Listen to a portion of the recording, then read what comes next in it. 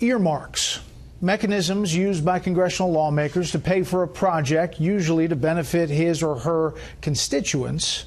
Well, they have evolved from a way of doing business to really a dirty word. But that may be changing, for better or worse, depending on your point of view. Chief Congressional Correspondent Mike Emanuel is on Capitol Hill tonight. I hear so much about earmarks, the old earmark system. Maybe all of you should start thinking about going back to a form of earmarks. An earmark is defined as specific money designated for a specific project at a specific place by a specific lawmaker. Happy New Year, everybody. The House Rules Committee is expected to announce hearings in the coming days to look at the pros and cons of bringing them back. We've encouraged our members all along to talk about budget process reforms.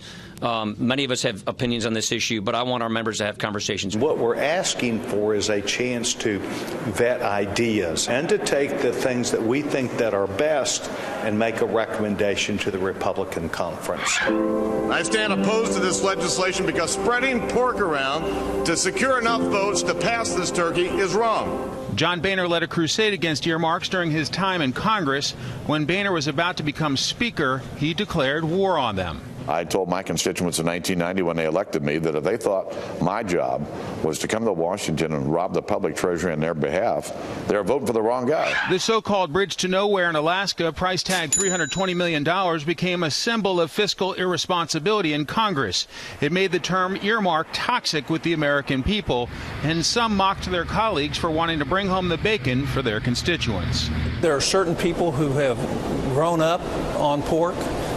They oink whenever they go back to the district and they talk about what they've done. Supporters of the pet project say it would be better for elected lawmakers in Congress to hold the power of the purse rather than unelected bureaucrats making spending decisions. And with President Trump and congressional leaders looking at an infrastructure package this year, some appropriators suggest a limited return.